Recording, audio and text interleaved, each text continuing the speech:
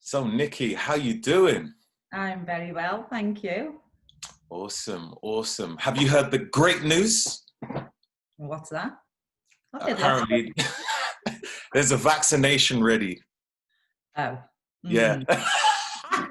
Um, I no comment. don't know whether I said that ironically or I'm still, I don't know, I'm still in 2 or 3 or 4 minds in how I feel about that.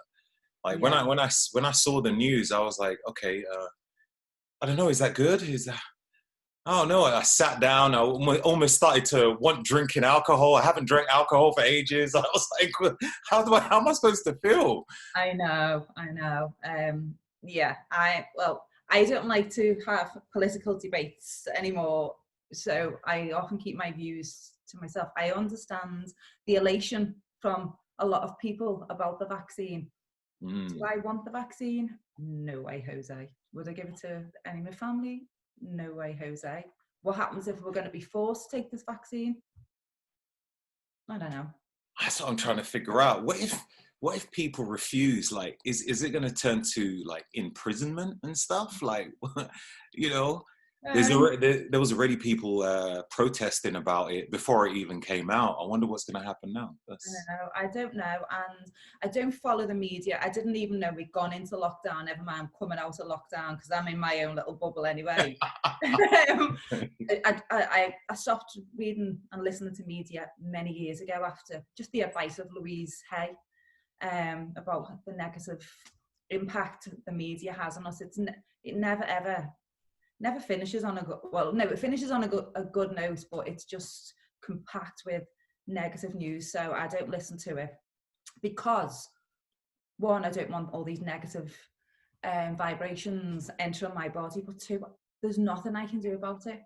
Whatever the government decide to do, whatever's going on in the world, I can have my opinion, I can send out love and blessings and hope it goes the right way, but I don't really have any control, especially over this vaccination. I'm with the side of I don't want to be vaccinated.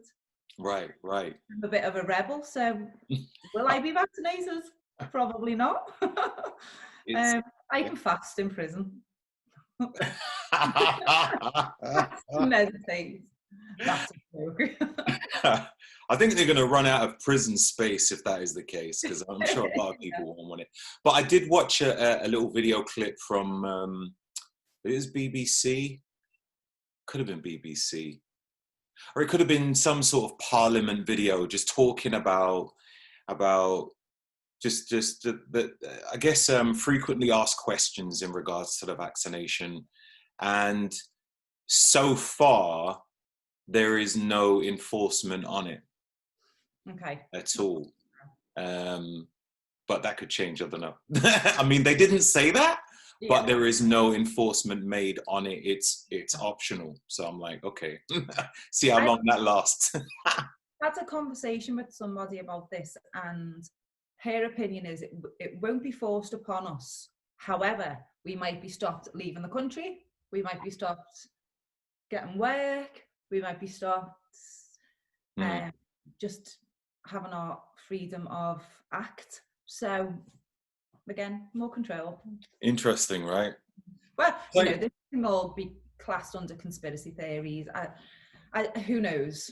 Who knows? Let's see. Let's remain positive. Yes. Yeah. So Nici, so lovely to see you.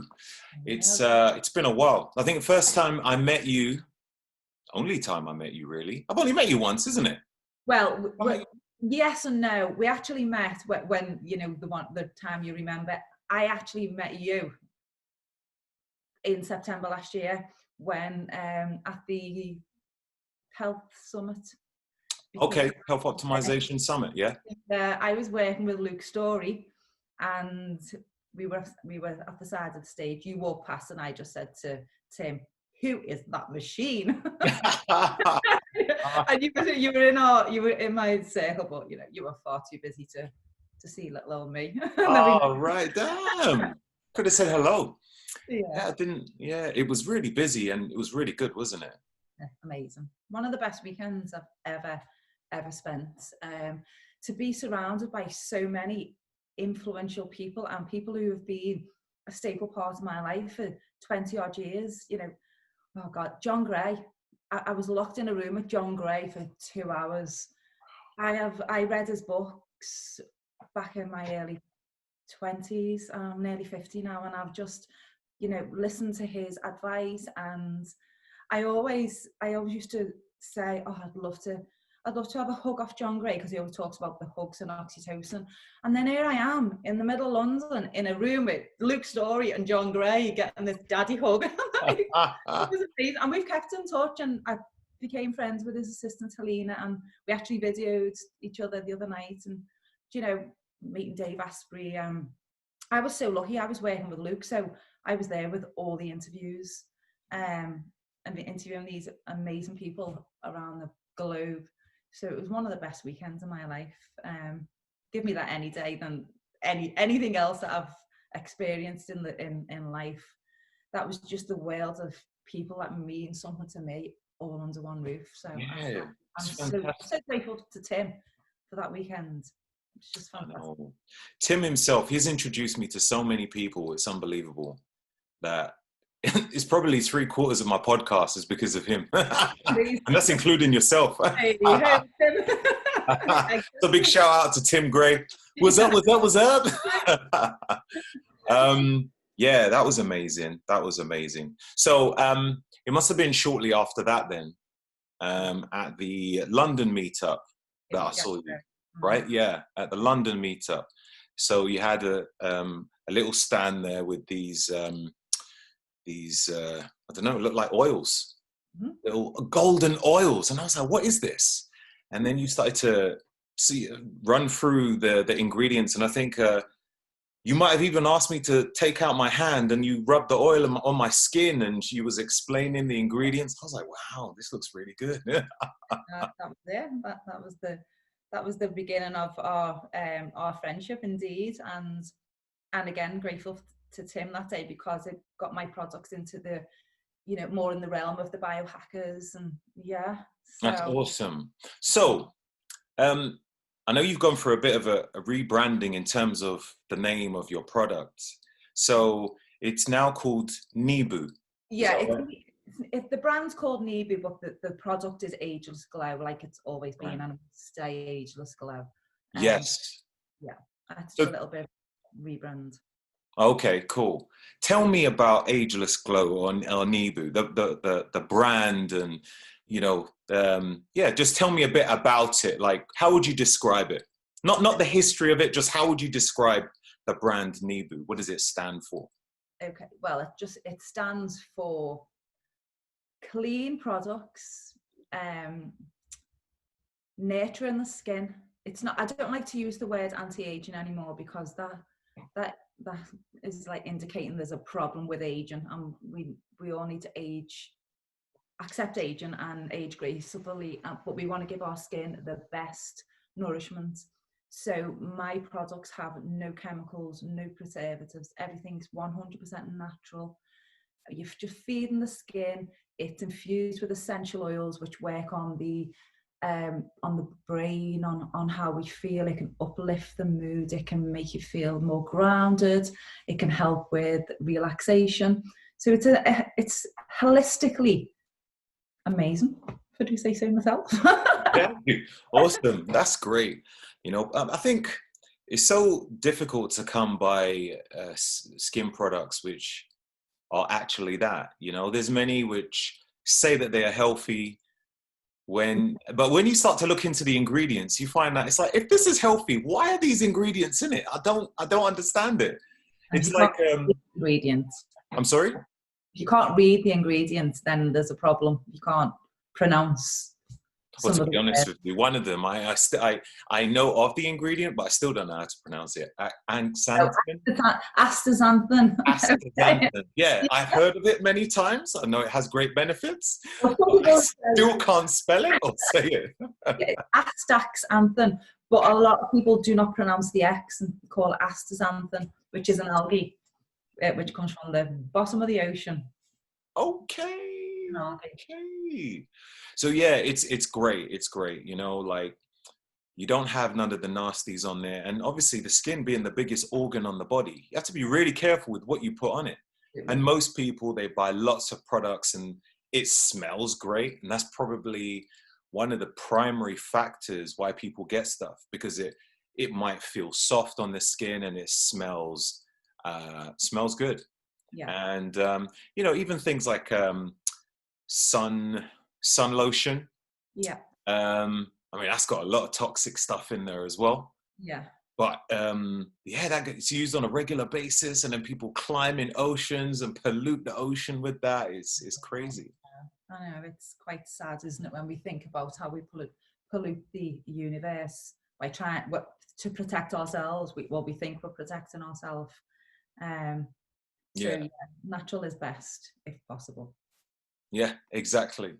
So what brought you to bring Ageless Glow, or your brand? How did it come about? What made you think there needs to be another product which is good for the skin and natural, and the ingredients that you put in it? What brought it together? What inspired you? Okay, What's so the story? You know, combine this story. It started 15 years ago when I was diagnosed with lupus. And I'd suffered all my life with pains in my legs and just not feeling 100%, but I got used to the pain from a younger child. And then, because a very long story short, after some complications, going on holiday and swelling and going for tests, they diagnosed me with lupus. And not many people knew what lupus was. But 4 years prior to that, one of our best friends, Lindsay, had died because of lupus. So I knew what lupus was. So I panicked and I didn't want to die. I was given the medication to help stop my hair falling out and stop me feeling so tired, blah, blah, blah.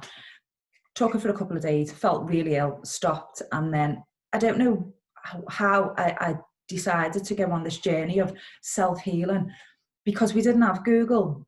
We didn't have I think mobile phones were we had a mobile phone, but we didn't have internet on a mobile phone. I think we'd only just got a computer at home. But I did lots of research on how to heal. And around the same time, I'd become a little bit passionate about anti-aging naturally. I'd read articles about foods you should eat to age naturally. And I didn't want to go down the route of having facelifts, which were popular at the time. I didn't want to look like everyone else. So researching on anti-aging and researching on autoimmune, it was very, very similar types of foods that you eat. And then I read an article about like chemicals we put on our skin, how that can have an impact on our immune system. So I used to use olive oil. I used to just cleanse with olive oil, anything you had in the kitchen. And that evolved over the years. And then 9 years ago, coconut oil was the big thing. So started coconut oil, play around with smells that I liked. And I just made it for myself, whatever I fancied. I just bunged it together. If it was putting lard on my body.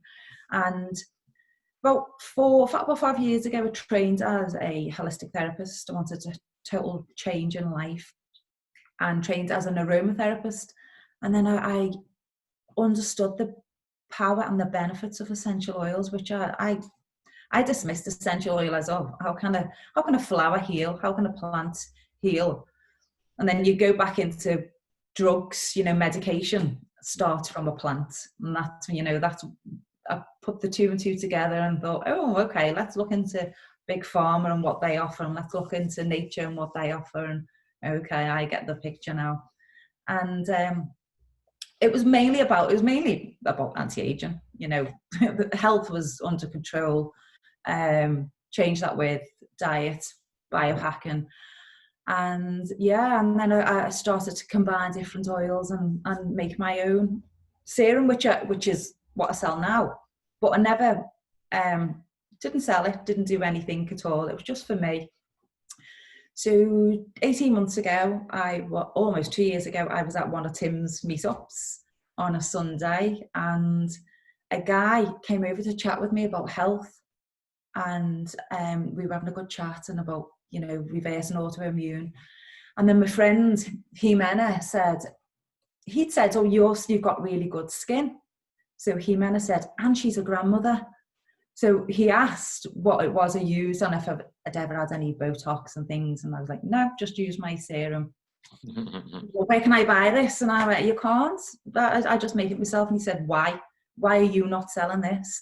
Your skin looks amazing. You're a great advert for your product. And I went home thinking, no way. No one's ever going to buy my products. And just as the weeks went by and the months went by, I thought, let me give this a little go.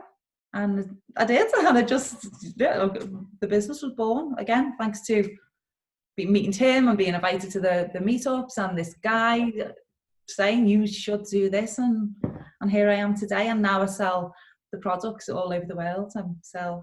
I have a big American market, a Mexican market, Switzerland, France, the UK. Yeah, I'm so grateful. You know, when I first met you, it's one of those really where I could see you look very good, like you took care of yourself. And it's interesting because you mentioned about anti-aging, and you said a bit earlier, it shouldn't be a case of being concerned about your age. Yeah. And I think that's really interesting because, you know, I think to myself, if somebody said to me, Roger, you look your age, I won't take offense to it. Yeah.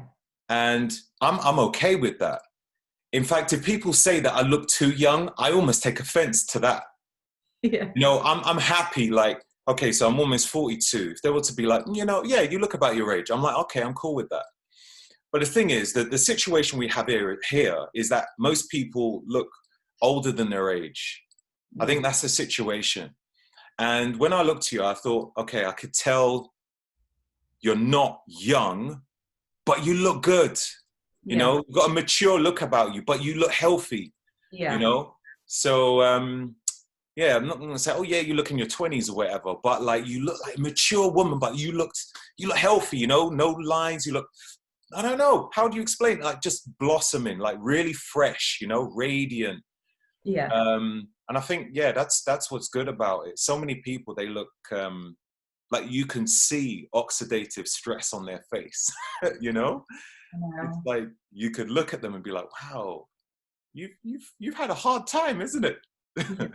Or have they given themselves a hard time just by environmental factors and food and smoking and drinking? And, you know, I never say don't enjoy the things that make you happy. Don't not drink.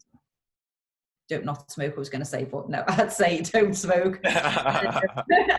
But it's having that balance of whatever makes you happy and you feel you need to do it. Do it in moderation, but put more goodness into your body. You know, it's not just about what we put on our skin, it's about what we put inside. So for me, health, when I thought I might die, that became my obsession. Well, being healthy became my obsession. And I do have an obsessive nature. So I suffered when I was younger. I suffered with an eating disorder. I suffered with body image. It was all about, for me, to be accepted into the world, you had to be thin. You had to be really thin. And it was so rewarding when people said, Nick, you look sick. Because I think, oh, great. That was great. Oh, thank you. I love it. You know, and around the time of the 80s, 90s, it was the Vogue, it was the heroin look. So the more you were on heroin, the more chance you had of walking on the catwalk. And that was, for me, that was, you know, that was what I inspired to be. And it led into a severe eating disorder. But I overcome that, but I am also aware it's always there.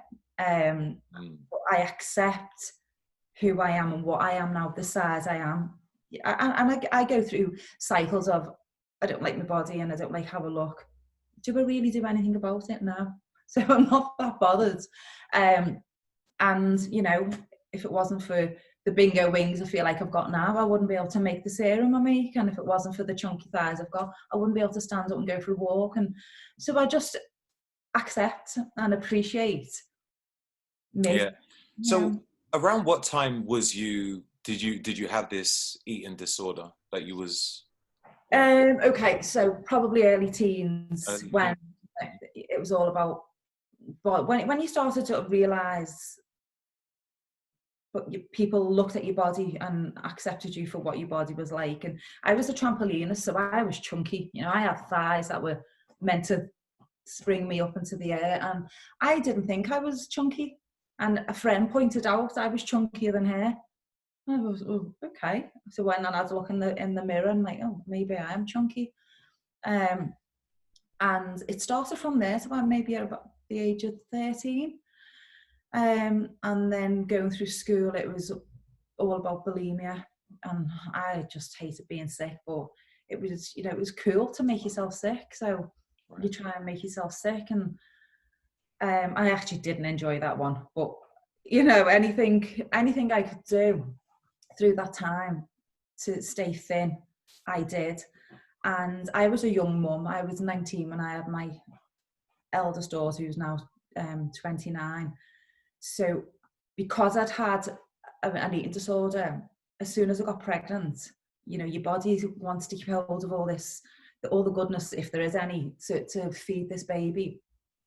I just blew up and I lost control because your hormones take control.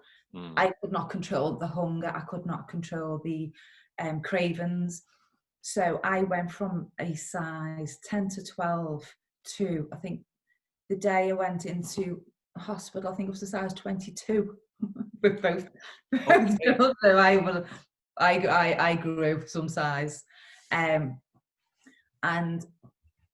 the elation of having this new baby and being so in love and you know, being pregnant with this baby was took away the size I was at the time. And you never know how big you are. When you're overweight, you don't realise until you've lost weight actually how big you were. So after I had Drew, I immediately went for slimmer tablets, and the obsession came back, the eating disorder came back. And as much as I love this little girl, I wanted to be a cool, skinny mum. And I was young, you know, it was, you know, if you've got a nice pram, you've got to look good, and you forget about the life that you are actually bringing up and the life you need to live. And it, you know, it's just one of those things my head got wrapped up in society and how you look, and you can only be accepted with looking good. So I had Drew in the August, and by December I was back in a size 10. But I did silly things. And silly things being a mum. I couldn't breastfeed because I was too weak. I lived on one rusk a day.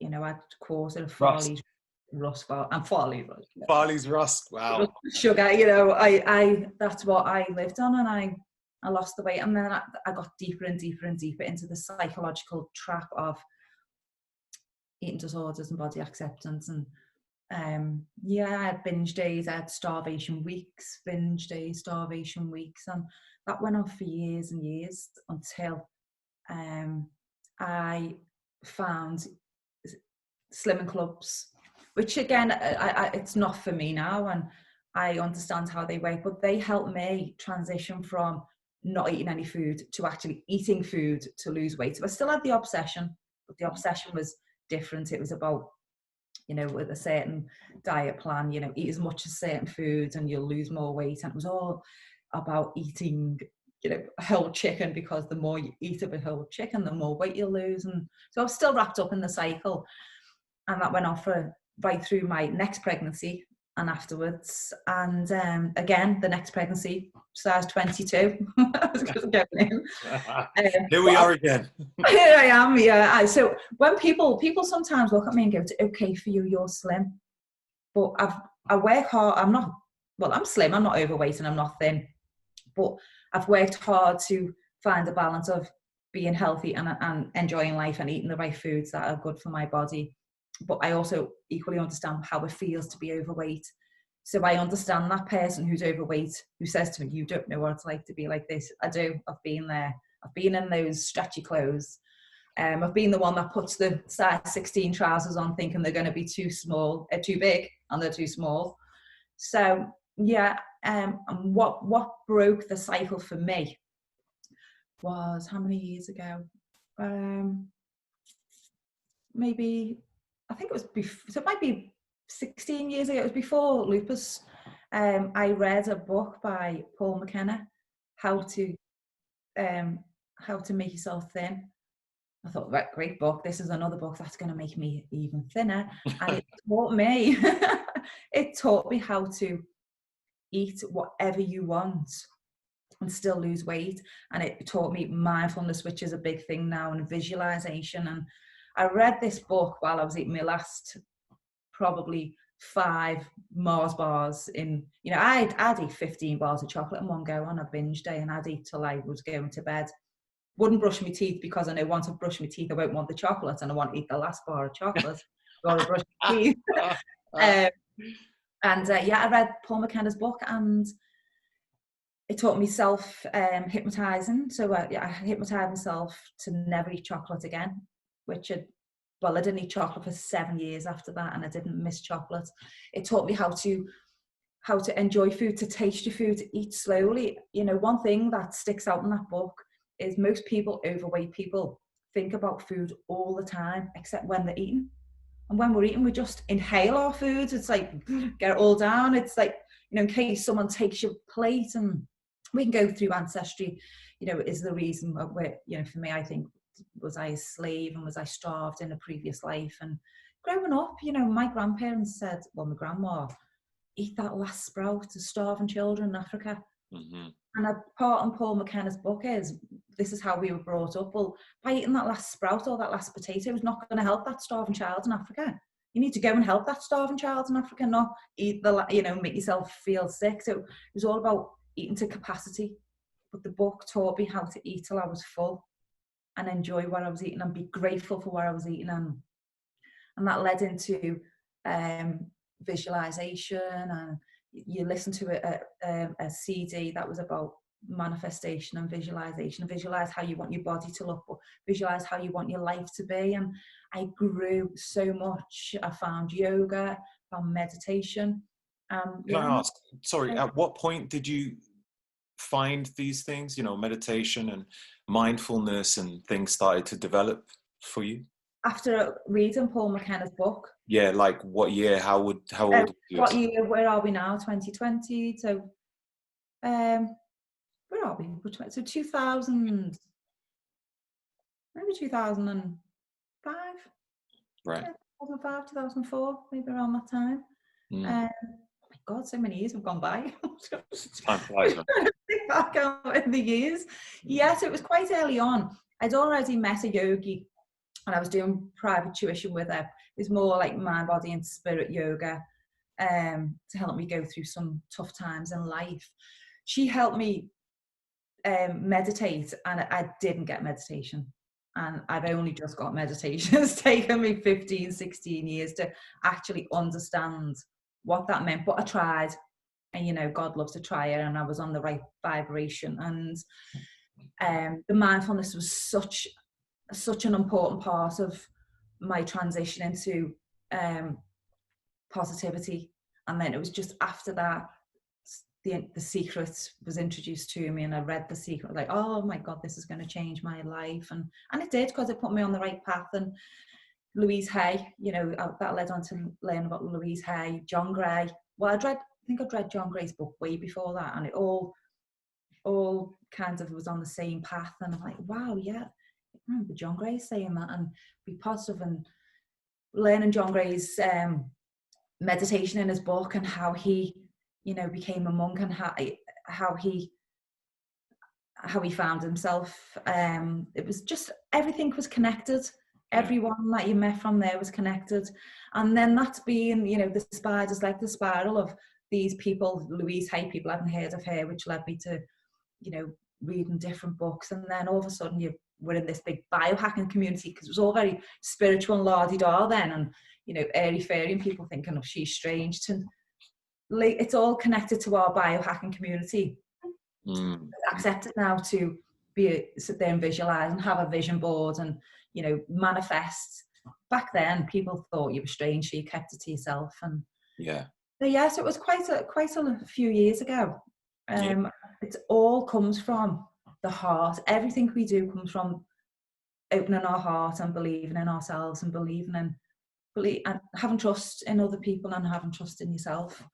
So, you know, I was introduced to spirituality in many forms. Since then, I've been introduced to shamanism. I've met a good few shamans and worked with a few shamans over the years. And what, in UK or overseas somewhere? Yeah, in the UK. Mm-hmm. Yeah, and yeah, it's been a transformation. Just every week, every month, I'm learning more, and I'm finding myself. You know, when I first went on these healing journeys, and a lot of my healing journeys over the last couple of years were to help me believe in my product, my business, and believe in myself and accept what I look like. You know, body acceptance, accepting who we are, being in love with who we are is not easy to do. And it's not easy to do in this modern day with technology, and we wake up and look on Instagram and see XYZ looking perfect and beautiful, and I don't look like them. And then you get back and think, okay, well, they don't look like them when they wake up. You know, I don't look like this when I wake up, and this is who I am, you know. And it's hard for me sometimes. It's hard to look in the mirror and think, oh, wow, what happened to you? How do you get through that? Like, for people out there that they look in the mirror and they kind of struggle, you know, they're unhappy with what they see there. And I feel that, and you know, no matter how many people say to me, oh, you look so beautiful, everyone can say that to you, but if you don't feel it, it doesn't matter whether you are beautiful, whatever beautiful is. You know, it's, beauty is in the eye of the beholder, and it's what is in here. But for me, I look back on my journey, and I'll look at, I used to self-sabotage myself by looking back on photographs when I was younger and thinking, oh my God, I don't look like that anymore. Then what I do is take myself back to that time in that photograph and think, well, when I was in that time, looking at this photograph where I think, actually, you're quite beautiful there, I thought I was as ugly as I think I am today. Yeah, no doubt. So what I say to myself is, what do I want to tell my 30-year-old self? You know what? You are beautiful. What does my 30-year-old self want to tell my 50-year-old self? You are beautiful. You are you are beautiful, and you are accepted, and you are loved. But most importantly, I actually like me. I actually accept me and my flaws. And I think now, okay, today I look in the mirror and think, gosh, where did they come from? I've got these lines. Do I fall into these spirals of let's go for Botox, let's go for fillers, let's make myself look 20? And as you said before, I'd look pretty ridiculous looking 20 when I'm nearly 50. So let's look good at 50 instead of ridiculous at 50, trying to look 20. So for me, I want to think, when I'm looking at myself at nearly 50, when I'm 60, I want to look back at 10 years of, I love myself every day. I look good every day. I transition to the next stage, and look good. Instead of getting to 60 and looking at myself today and thinking, why didn't you love yourself? You actually look good when you were nearly 50. So today I think, oh, do you know what? I look good. And look in the mirror. Mirror work is so powerful. It's difficult to do, but it's powerful. If you just stand in front of your mirror and say, I love you. I love me. You look good. Hey, you look good. You look good today.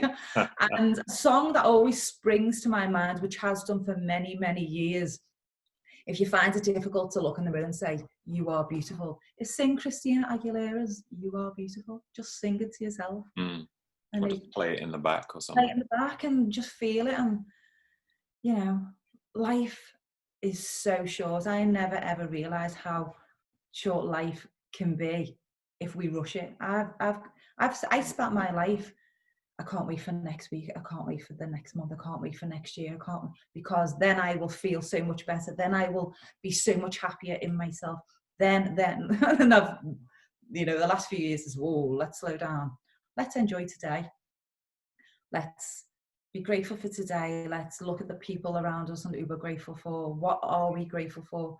We spend most of our time moaning about what we don't have, and we forget what we actually do have. And then that was another book of John Gray. I read How to Get What You Want and Want What You Have. We rarely realise that actually what we have is what we want, and we've got everything we need. Yeah, that's so great. That's so great. A lot of people do spend a lot of their time trying to live in the future or focusing too far in the future, and not realizing what they currently have. And you know, you'd mentioned about you know, having lupus, and yeah, I think I'd spoken to you before about, you know, you having visits to the hospital, and sometimes it's these moments which make you appreciate life that bit more as well.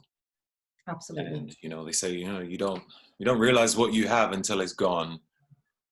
You know, or when you're about to lose stuff, you're like, okay, yeah, I need to fight for it now. Yeah. And then people have it, and sometimes they again slowly start to not realize. And I think I've had some experiences in life which has taught me, I know what it's like to have nothing. Oh, I had my life, and that was one thing that I always held dear to me. So even like financially, I had absolutely nothing. I always knew that I was in control of my life, my actual life itself, that I could breathe. And the fact that I had all limbs, you know, and I don't need a machine to do basic stuff, then that means I'm capable of doing stuff. I can make choices out of life. And just with that little thing alone, that is what has helped me to build so much things around me now. Yeah. And you know, I think it's good to try and encourage yourself to live on slightly less if you don't need it. Absolutely. And it builds a lot of resilience. Yeah, absolutely. And that, you know, that resonates with me. And something you've just said about being lucky, you always felt grateful for having your limbs, etc. That to me, that's a gift for you to think like that, because it's so easy for us to live in the negative mind. Because I didn't live like that. I was very, very negative growing up. And it followed me into adult life, and I'm so lucky and grateful that I found the path of positivity, spirituality, whatever. And I look back at my old self and thinking, wow, how did you have any friends? No matter what you would say, you know, I would have a negative answer for it many years ago. And so for you to grow up struggling, as you say you did, or not have, you know, what other people had, but to have that outlook of gratitude, you know, we can't buy that. That's what we need to teach people now. That's what we want to educate. We were speaking about parents before. We want to educate parents to educate the children, because a lot of parents our age in the 30s have been brought up around that negativity. So it's hard for a negative person like himself to bring up a positive child, because they learn from you. And I feel like, if I could be a parent again now, I'd be such an amazing parent. Yeah. And if I could only take me back to me when I was 19, 20, and when I had my first children, I'd be an amazing mum. I think I'm a good mum now to adult children, but I could have been such a better mum to young. What would you know from being 19 years old? You've been on this planet for 19 years, and much of it you was probably at school. Yeah. You hadn't really learned much. No. What can you pass on to a child, really, to offer them like I don't know, like a real shot at life? It's going to be tough. As you're teaching, you're learning at the same time. Yeah. What I try to do now is educate or teach my daughter to be that positive mum to her two boys, and say, I don't like to say I made a mistake being a mum, because I did the best I could with the tools I had. I didn't know anything else, but I can be I'm such a great grandmother. I'm a great grandmother, because I am so much more laid back, and you know, I've learned that you don't tell children off. You don't look down at a child and say, that was really naughty. You get down on their level and you say, why would you do that? Why would you make mummy feel sad? Or why would you make nanny feel sad? And my God, it works. It's so powerful to use the tools you've got from the journey you've been on and the, you know, the education you've absorbed, becoming the adult you are today. And we've got, I say life is short, but you know, life's also long. And I think if we can spend the rest, instead of me concentrating on the mistakes I made in the first 50 years of my life, the lessons I learned in the first 50 years of the next 50 years, because I am going to live to at least 100. I've got the great tools. I know where I'm going. I know what I want. I know who I am now. I'm still learning to love the person I am, love more and accept the person I am. But I feel excited for my future. And I want to educate other people and my own children, maybe grandchildren, and those who are receptive to it. You know, some people are closed, they don't want to, and that's fine, that's their journey. But yeah, I love to love, and I love being loved, and I love to help. And that's part of my business too. To make people feel good, look good, accept who they are, and let's all be one big happy spiritual family. Yeah, that's cool. You know what? And I think, I think when people are building a business, sometimes, or a lot of the time, it's what you've accumulated throughout the years of the things that you've done. It kind of gets pushed into your business. Might not be a direct thing, but part of your passion and love, and you know, some of the struggles, some of the successes, the, you know, the pain, like everything goes in it. It all adds up. Yeah. You mentioned earlier about you was a negative person before. Mm-hmm. What was your circle of friends like around that time? You know what? They actually weren't negative. Yeah. Were they actually? Well, I'll tell you what. No, they weren't actually. They were, because they're still my friends now, so I can't really say they were. Still about. That's cool. We're still friends. We're school friends. There's a couple of people I'm no longer in touch with, and there's one girl in particular who's a very good friend at the time, and we just parted company. We stopped being friends, and I felt poor me, she's such a bad friend because I need her right now and my life's so blah blah blah. And it was only 10 years or so ago, and I thought, wow, no wonder she backed away from me, because I must have been so draining. Because I always remember she would say something positive. Oh, don't worry about it. I'd be so stressed out if one of the kids got ice cream down her white t-shirt, and it was like the end of the world because she's now dirty, she looks scruffy, and that's a reflection on me being such a bad mum because my children are not perfect, which means I'm not perfect, which life's so bad. And she'd say, oh, don't be worrying about it. And then I think, are you kidding? Don't worry about it. Well, now I've got to go.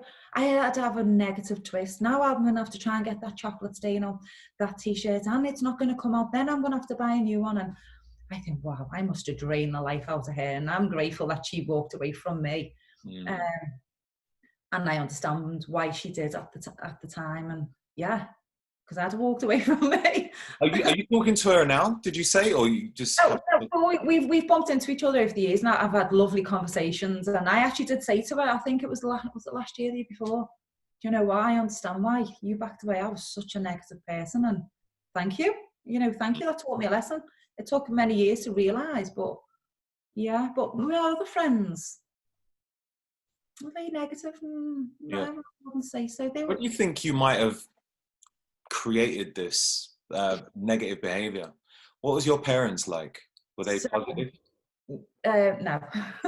Right. Well, I don't really remember whether there was any positivity or negativity. And I have to be really careful what I say here, but growing up wasn't the happiest times for me. You can be honest. Yeah. I'll be honest about my stuff. Yeah. Well, growing up was tough emotionally. My mum and dad's relationship wasn't very good, and Yeah, so we got moved off to Denmark and lived in a strange country. Couldn't speak the language to begin with. Had to go to school. Violent home life. You know, there was a lot of physical violence. Right. So yeah, and so I was constantly in fight or flight, and you know, if a fly came near me or someone kicked a ball, it was always, oh, I'm going to get hit. And yeah, so that's where I know where it come from, and I've done a lot of healing and gone back and dealt with the traumas that I lived through. And when I say trauma, I'm not saying I was beaten to a pulp and whatever. Anyone's trauma could literally be someone did hit you in the head with a ball and that caused trauma in your life, or we can have trauma in the birth canal and not knowing it's caused. Yeah, like from childhood, it could be the most basic stuff. You don't need to get your ass kicked. It could be just a certain way of speaking to you as a child. Absolutely. I had trauma as a kid before I got hit. Sorry, go on. Yeah. Please. Oh no, go on. Sorry. No, I was just saying, like, I received a lot of trauma as a kid, and I'm not afraid to say it. I got my ass kicked by my dad, but you know what?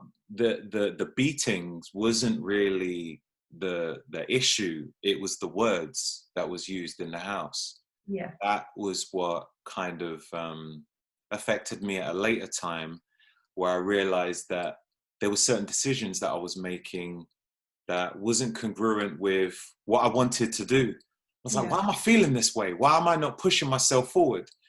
And that was because I was, there's an expression like when you've got your foot on the gas, but you've got your foot on the brake at the same time, I was pretty much doing that. And I had to just release the brake, but I was just too scared, like, whoa, foot on the brake.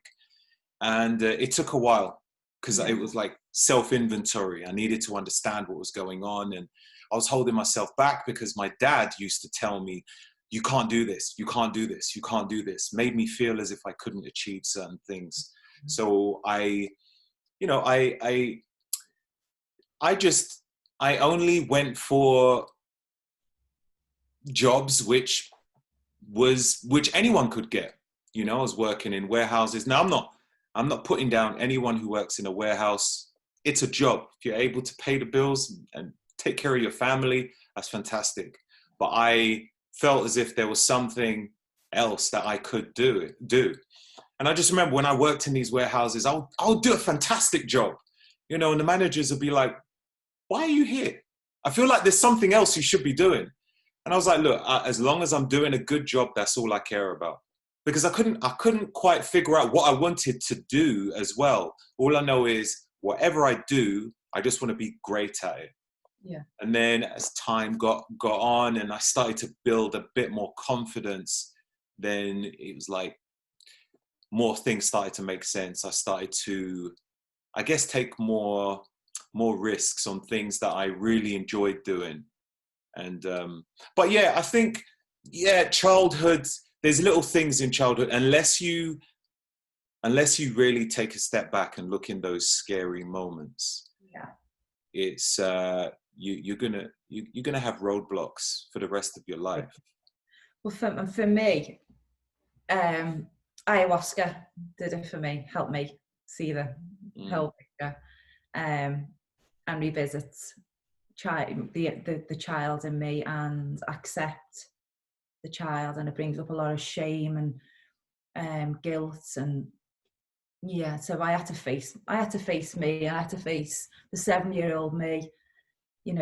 I've grown up thinking I was ugly. I was always the ugliest person in the group or in the family, and everyone else was so much more beautiful or pretty. And I don't know where that come from. I don't remember being told I was ugly, but I don't remember being told I was pretty.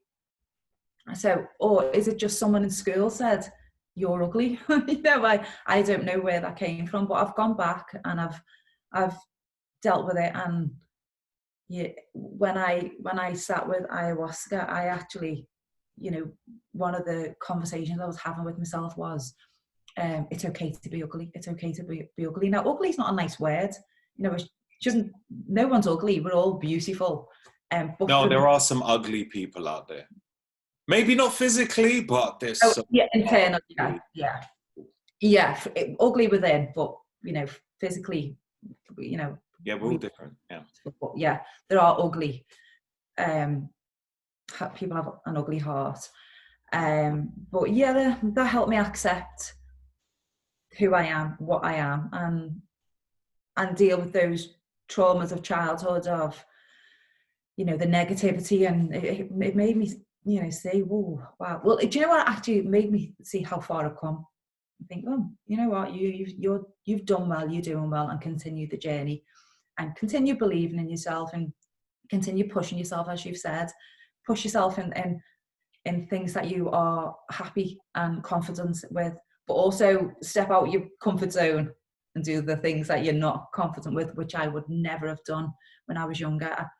I grew up thinking I was thick, I was ugly, I was not accepted by anyone, I was the black sheep.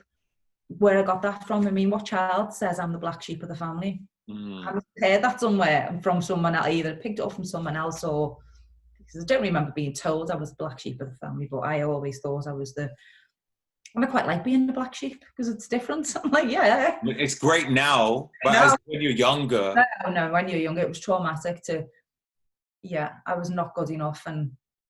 But now I'm like, well, you know, I'm not good enough for everything, but I'm pretty good. You know, I'll give it a go. And the most important thing for me is actually self-acceptance and loving yourself, because without giving yourself that acceptance and loving yourself, how can anyone break those boundaries? You know, it's all about you here. So true. And you know, when people get in relationships to fill that void, it's a tough situation, because sometimes people can be like really happy once they found that person, but if it doesn't work out, then they're back to square one again. In fact, forget square one, they're a peg down. You know, they're even more traumatic. It's like, now it's been taken from me. And and it's like they've given that power to someone else rather than build it within themselves. I think that's really important. Absolutely, absolutely. And it's finding the tools, isn't it, to build the new you. Use the tools, and the tools, use the tools, and just live, just be. Let's talk about I want to get onto your products for a second, but I first think about you. Like, you've had a few scares. I don't know how you feel about talking about it. Is it a bit much? Absolutely fine. No, it's fine. Absolutely fine. But after your hysterical voicemail last week, voice notes, that we talking about this one. Yeah. So life has been a bit lots of ups and downs and sporadic. And we was talking a moment ago about like how just appreciating life, having gratitude, and you just don't know what is lying around the corner. We spend so much time focusing on the future when the moment we have now can just be taken from us because we're just focusing too far ahead. Absolutely. I had a reminder of that last week, or the week before, or last week, you know. Take us through that. Yeah, it was such a shock. I think when we have an illness, or we hurt ourselves, or maybe if we have an illness, we kind of don't feel too good, and then you're thinking, oh, haven't I? But to be going about your normal day, going for routine appointments and routine checkups, to all of a sudden thinking your life might be taken from you now. And when I went for that appointment last week and thought, one, my life was going to be taken from me, or my sight is going to be taken from me, life just was passing by. What have I not been grateful for? What have I not seen? What have I not seen in the world? To think you're going to lose your sight or die imminently. It was a reminder of slow down and enjoy the moment and appreciate the trees, appreciate the sky. I can see. you know, I can see friends. You know, I just wanted to feel everyone's face in case I lose my sight and I can't see your face again. I need to feel it and know it's you. And yeah, the thought of, oh, I can't. That day I was rushed. People will be wondering what the hell you're talking about, but a routine eye appointment sent me straight to A&E. And I just thought that I knew one person that happened to, and she had a brain tumour and she died a year later. And I that run through my mind in those seconds. And then I was in a dark room having eyes tested because it's dark. I had a mask on, it was hot, so I was suffocating. And then to think I'm going to be living in darkness, I'm going to lose my sight, was a sharp reminder of be more grateful, be more grateful. And I just kind of had this little wolf saying to me, you know, you talk the talk, you need to walk the walk, Nick. You've slipped a bit. I'm a positive person, and I preach positivity and gratitude.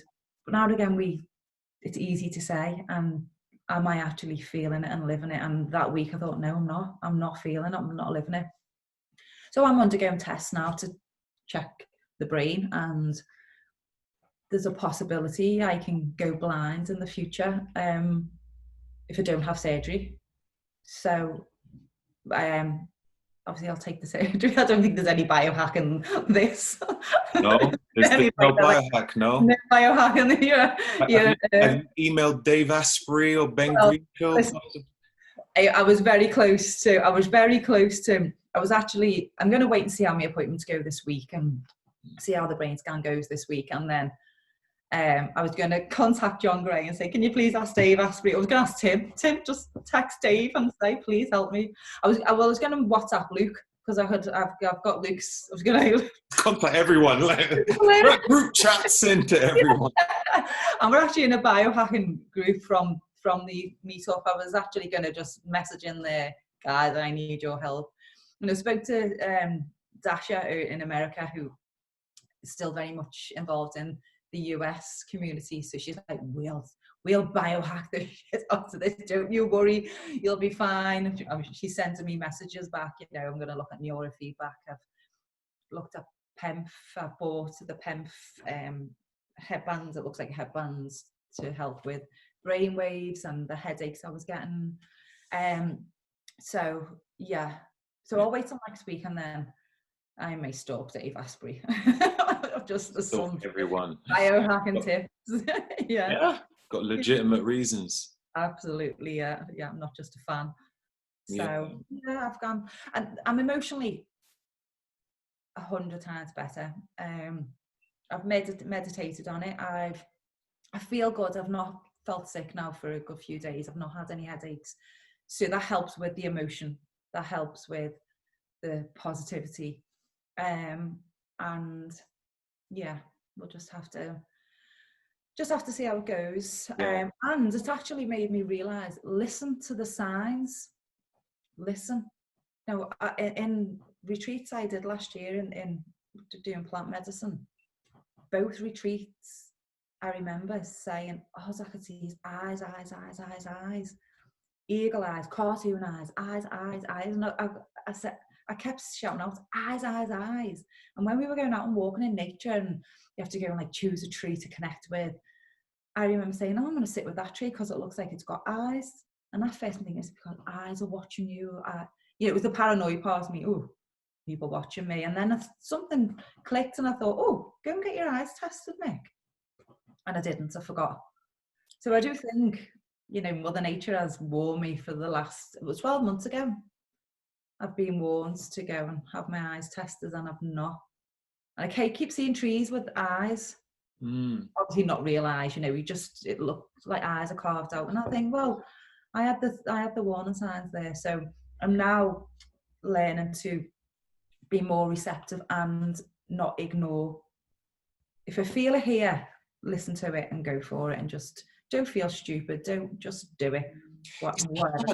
It's hard to tell whether it's an actual sign of something speaking to you, or whether it's just your head just being weird, just saying like, why am I focusing on this when it's got nothing to do with anything? You don't know if it's I don't know, a voice speaking to you, or if it's an actual sign for you specifically to take a specific action, because it's almost an art where you're able to decipher what are the right voices speaking to you and what is complete noise. Yeah. Because throughout the day, let's be honest, we get a lot of noise talking to us, like all random crap. Yeah, absolutely. So, I think what I've learned is when the noises come in meditation, maybe they're the ones to listen to. Right. Which is when they, you know, last year was in a deep meditation. Yeah, so maybe listen to that. Let me ask you, what does meditation mean to you? I remember hearing somewhere that meditation is not about trying to clear your mind, because your mind is trying to think. I can't remember what it said afterwards though. But for you, does it mean that, or does it mean controlling it? When you meditate, what does it mean for you? Well, I used to think for meditation is about control and don't think of anything. And the minute I think about, you know, my washing on my shopping list, oh, I'm rubbish at this. I'm leaving it and getting up and going. And meditation for me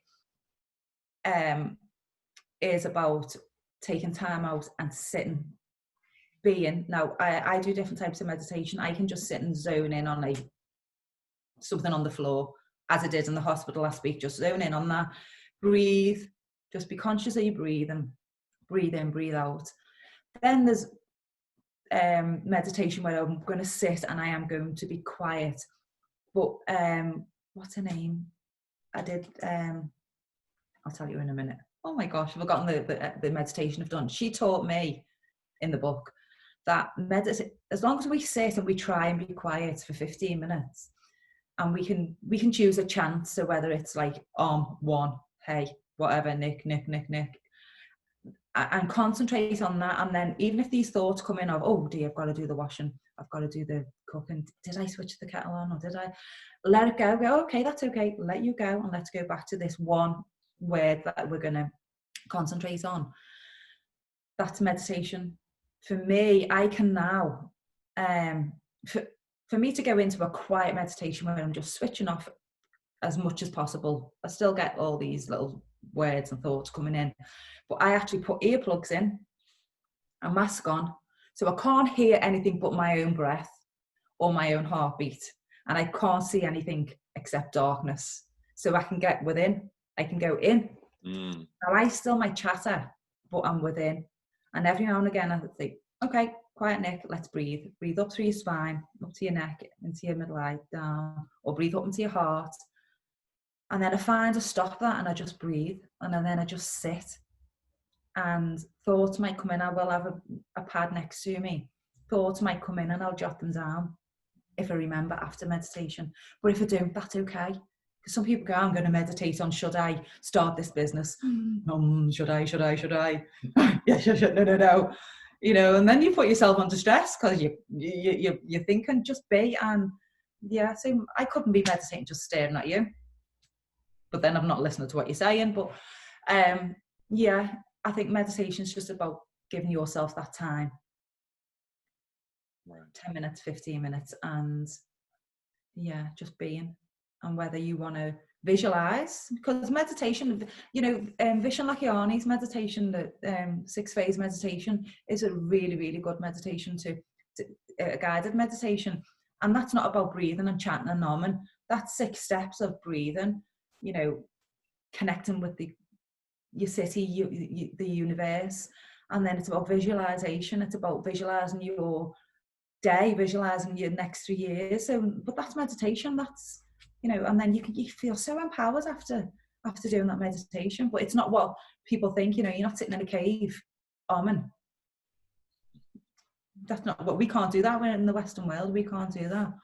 Yeah. So for me, I have different types of meditation, and each and every one of them is good. And if I don't do it perfectly, whatever perfectly is, that's fine. I've given myself the time just to give yourself, allow yourself 10 minutes to go and sit in another room and just sit and breathe and concentrate on one thing is meditation in my eyes. So that's what I do. And then I don't put pressure on myself. as I did years ago. Because for years and years I was so rubbish at this, because I could never concentrate on the third eye because I get so much pain from it that I'd get a headache trying to look. But as I've gradually done over the years, I'm fine now. And it's such, when you do get there, and whether you do or you don't, it doesn't matter. But I can actually now and again, it's like I've just, mini me has jumped in, and I'm in my own little vortex inside my head, and I'm just floating around my brain. I'm like, oh, this is great. And it's just every now and again I can get into that, and then I can understand. I understand now how yogis meditate and how they can just switch off and go into their own world and stay there for hours. I mean, I can do it for a couple of minutes. That's about it. But I understand it now. And I also understand my body, and I understand what I need, and I understand what works for me. So, not one size fits all. To find your own way. And I can't believe I can't remember this amazing lady's name. That's a menopause brain for you. Well, her meditation's fantastic too. You'll know who she is. It wouldn't surprise me if you've interviewed her. I'll think of that later on. That'll come to me. You could let me know and I'll put it in the notes. Sorry, guys. It's all good. So yeah, let's it's great. It's great. Let's go to your products, because it's been really inspiring and interesting hearing about yourself and your journey. And I think a lot of people will be able to take a lot from that. And I guess, whatever stage they are in life, and using certain tools to help build themselves up from the inside out, Yeah. And then from there, once you've done that, you can start working on the outside and look at your products, for instance. And then look good from the outside. Yeah. I know I've got it somewhere. One sec. So, yeah, here we go. We've got that Aphrodite Glow body oil. That is really nice. Really nice. I remember when I sprayed it, I was like, wow, this looks like dark, like kind of like an orange color. Yeah. And then there was it looked like a little gold flake or something. And I was like, what's that? Then I looked at the bottle and I was like, wait a minute, let me just shake it up. And then I sprayed it again and it was completely different. Had this kind of glitter thing on there. Yeah. I was like, wow. It's got, a bit of a, you can't really see it, but there you go. See that? Yeah. Blends in really well, doesn't it, to the body? No matter what skin tone you've got, it blends in really well. It's amazing, especially if you take pictures all the time. I mean, I take pictures all the time for social media, and it comes in handy if you got the right type of oil on your body and you don't look super greasy, and you take a body shot, you put a nice oil that gives a nice shine. But it reminds me of when I used to compete. I used to do the bodybuilding. You'd put on a certain tan, but it had a certain sheen to it. So when the light hits your body, man, it just shows all the definition. And I feel like this does exactly the same thing. It's pretty amazing. I'm like, wow, this is pretty cool. So I've taken a few pictures. I'm like, do you know what? Let me just put on that Aphrodite thing. And the smell, I wish the smell could come through social media, because the jasmine and the mandarin, it's just like such a sensual smell for both men and women. And I'm grateful for your post you did not long ago wearing the body oil, because I got quite a few Italian male models. Oh, right. For that, yeah. So I'm I'm very grateful, actually. Yeah, I'm very grateful for your love of it, because it helps. Everything helps. It just spreads the love, and it's my passion. I am so passionate about it, and it's holistically. I want people. When I created the whole brand, but mainly the face serum, the first thing that sprung to mind was people like instant change. So a lot of people are drawn to Botox fillers, which is absolutely fine, that if that's your calling, because we want to see an instant change. So it's, what can I give people? What change can I give people instantly without going against what I believe in? So it was the tint. So it was, how do you tint something without using chemicals? So So we'll get back to the tint, how I found the tint in a minute. But the next one was smells. Smells can take you back to the most amazing time in your life, or sad times. And for me, many, many years ago, going through a really tough time in my life, I bought Tom Ford's Black Orchid. I remember spraying it and thinking, oh my God, I feel so, the smell was amazing, so powerful. And at the same time, I'd read an article, have one scent to be your power scent. Don't change different perfumes. I thought, right, that's my power scent. So every time I sprayed that perfume, I'm like, I can do this. I am powerful. I can do this. And it got to a point where people would say, I can smell Nick. Is Nick here? Because they could smell the perfume. And it took me to a really happy, positive place. So I wanted the serum. I want people to wear the serum. I think, oh my God, that smell is amazing. So if they forget to wear it for a few months and go back to it, it takes them back to feeling good and knowing that they look good because it changes the colour. And then, you know, the last part is the anti-aging, you know, it's the helping the skin and tone and nourishing. So there were three main points of making that serum: one to look good, one to feel good, and one to nurture you know, our inner self. And yeah, and that's what I feel it does. The tint, which was the astaxanthin, came accidentally because I take astaxanthin orally because it's good for our skin, it's good for our eyesight, it's good for our whole well-being. And I had a capsule in my hand and burst it, and it's, oh my God, it's the reddest red ever, and it doesn't come off. Right. Lucky enough, when you buy a capsule, it's mixed with, if you buy a good quality one, it's mixed with olive oil or something. So I rubbed it on my hand. I'm like, oh my God. And it was too red, and I thought, oh, I wonder whether that'll work in my serum. And I popped the capsule and added it to my serum, and that's how I tinted it. And then I researched where astaxanthin came from, and then I researched the best company in the world who produced this and how it's produced in a lab under organic conditions and in the glass tubes and the plastic tubes. And so where I get the astaxanthin from is where the top brands get their astaxanthin from. So I buy it in its rawest form now, and that's how then I have to work out the quantities of colour, and because it's so powerful. If you get a bit of that on your skin, it's there for days if you've not mixed it with the right carrier oils. And yeah, so that's how I realised you could tint the body oil, tint the face oil. Yeah, all by accident. That's really cool, you know. That's really interesting. I think that's how a lot of, I know when people have these breakthroughs in life, they have these little accidents which kind of brings it onto something amazing. That's a really cool story. So you've got how many different types? And that's the first one I saw was the one you mentioned, the face one, the face serum.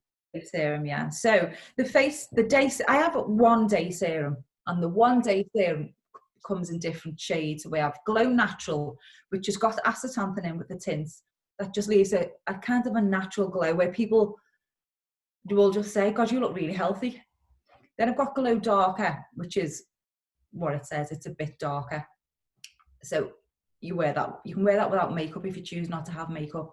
All the serum can be worn under makeup, but the darker ones and the other colour ones, you don't need to wear makeup with them. Then the natural comes in 3 different shimmers. So one with a slight pink shimmer in for, you know, people who've got blonde, pale skin, a gold shimmer, which is quite good for all skin types, skin tones, and a bronze shimmer, which is a lot darker. So it depends. If you wear it under makeup, you'll get like that shimmer when the sunlight or any light hit your skin. You'll get like a lovely glowy shimmer. I'm just playing around now because I've kind of made by accident. I've made makeup which I've got on today. So it's my serum just tweaked around, and it's become thicker and more creamy.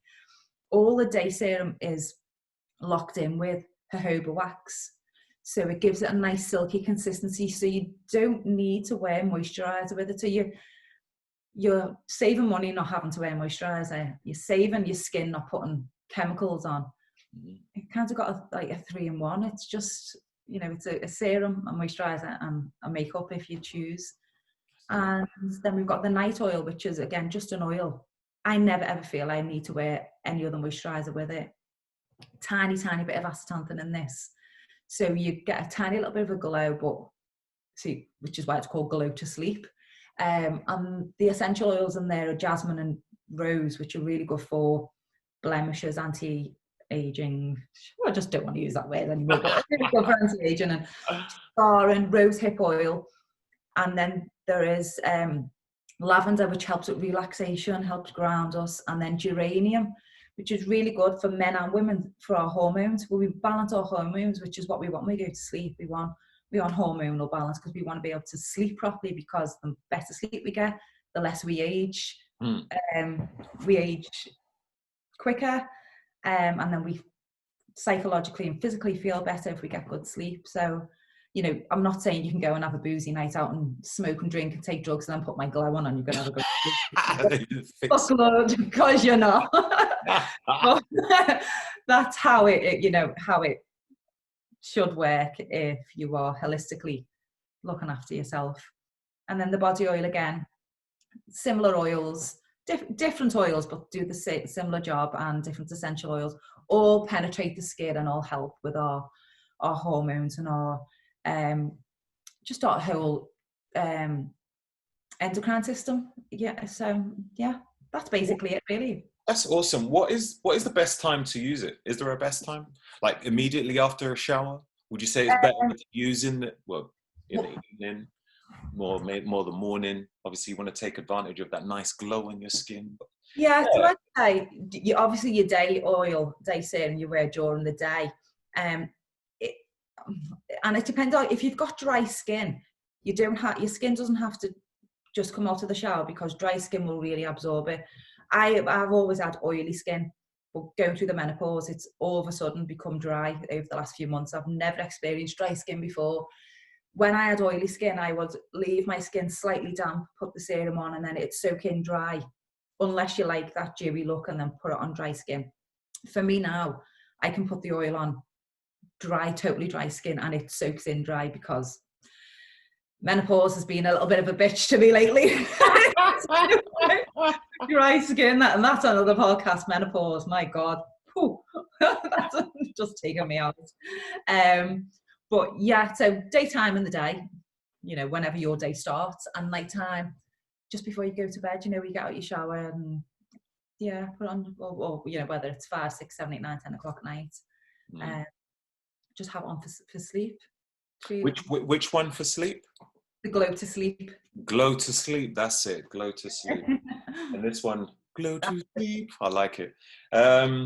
So yeah, this one is just for the day. This Aphrodite. The body oil can be used anytime. Body oil can also actually be used on your face. There's anything, even I do a hand balm and a lip balm.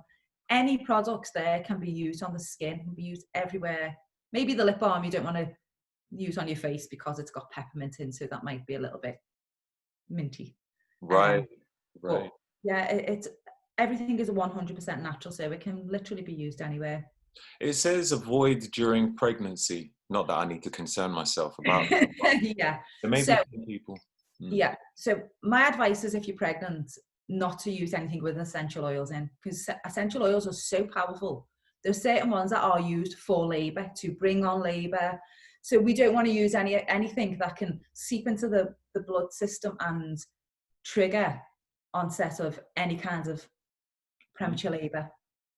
There are essential oils that are considered safe for pregnancy, but for me, I would not want any of my customers to use anything during pregnancy, because I just feel safer that way. Yeah. If they choose to do their own research and their midwife says, oh, that oil's fine, then that is up to them. But just to cover me and to make me feel happier and safer, I say don't use any of it during pregnancy. I do actually make a pregnancy blend.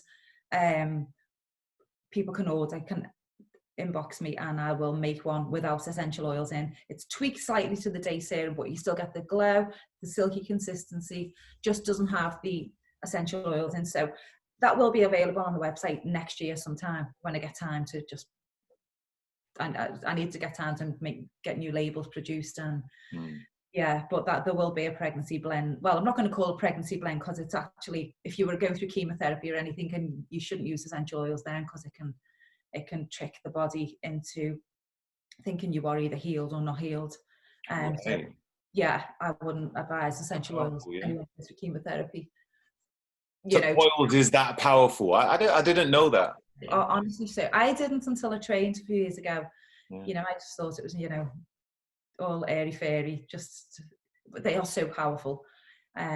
So yeah, pregnancy, chemotherapy, don't use them. Okay. So where can people find you? So we can find me on Instagram. My biggest tribe is Instagram, and I do my best to engage with anyone who answers. It is me that answers the messages, hence I might be a bit late sometimes. So Instagram website, which is NIBU-ageless.com, but you can get to the website through Instagram. I'd say that's the best place to find Instagram and website. Website. Brilliant. And fantastic. So you got some new products coming out? This one you'll probably be working on next year, you're saying? So I'm going to have there's a couple of products in the pipeline. One is a natural retinol serum for people who, so it's specifically for people who suffer with acne problems and acne scarring. And then there's I don't know what to call the pregnancy blends, because you might not like essential oils, but you're not pregnant, so I can't call it a pregnancy blend. But there will be this non-essential oil, maybe a super sensitive blend. I don't know. Yeah. I haven't got any ideas on a name. Find them in. Yeah, available next year. But I'm very, very, very close to being Leap and Bunny approved, which is just amazing. So Leap and Bunny is cruelty-free, chemical-free. So we've been going through the process for the last 6 months of being approved by them. So I'm almost there. I'll be Leap and Bunny approved. So nothing's tested on animals. Just 100% clean, natural, uplifting products. Oh, that's amazing. That's really, really good. Look, Nici, it's been absolutely incredible. It's been very insightful. I've been inspired, to be honest. Really, truly inspired. Well, likewise. Yeah. Well, look, hopefully I might see you at the Health Optimization Summit. Well, it's been moved again, right? It was it was September, then moved to January, and then September 2021, right? Yeah, no doubt. But let's be positive. I will see you September 2021. But let's hope we see you beforehand in some of the other meetups that that Tim organises, and whatever events that we just pray will go on. That's it. Exactly. Well, until then, just keep healthy. I will do. And do what you do. It's been amazing. It's been truly amazing. So nice to speak with you. Always a pleasure. You take care. You take care. Thank you.